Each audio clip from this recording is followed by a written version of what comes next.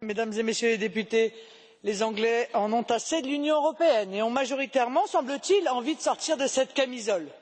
Ils ont la nostalgie de leur souveraineté, c'est-à-dire de leur capacité à traiter les problèmes qui se posent à eux dans un cadre national, avec leurs objectifs particuliers, leurs pensées propres et leur culture, que ce soit pour l'immigration, l'économie ou toute autre question.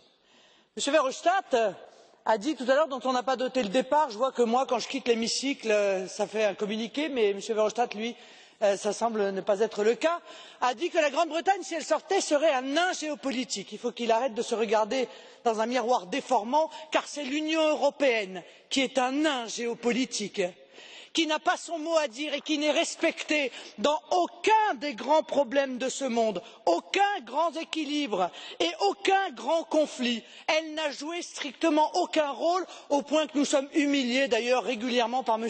Obama, qui appelle M. Cameron pour lui intimer l'ordre de rester dans l'Union européenne, ou qui prend la parole après les attentats de novembre, avant le président de la République française, pour intimer à l'Union européenne l'obligation de conserver la politique folle d'accueil des migrants. Alors on peut comprendre la volonté des Anglais de se diriger vers la porte de sortie, puisque des crises répétées et de plus en plus graves secouent l'Union européenne.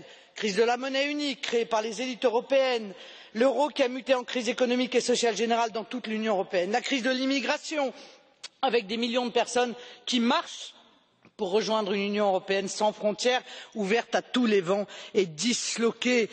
Eh bien, l'Union européenne s'effondre sous le poids de ses propres contradictions. La pseudo-négociation qui s'est ouverte est une pièce de théâtre et je pense que personne n'est dupe. Nonobstant cette mascarade visant à faire croire aux Britanniques qu'une amélioration de l'Union européenne pourrait être obtenue et donc à les conserver dans la structure, vous devez admettre que depuis des années vous êtes dans un coin du ring.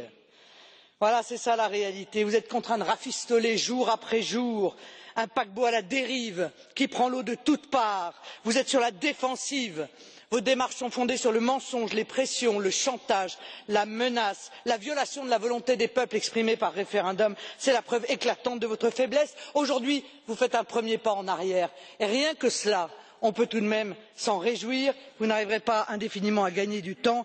Un jour proche arrivera où ce gros paquebot vermoulu coulera et enfin les canaux de sauvetage que sont les nations pourront ramener les peuples à bon port.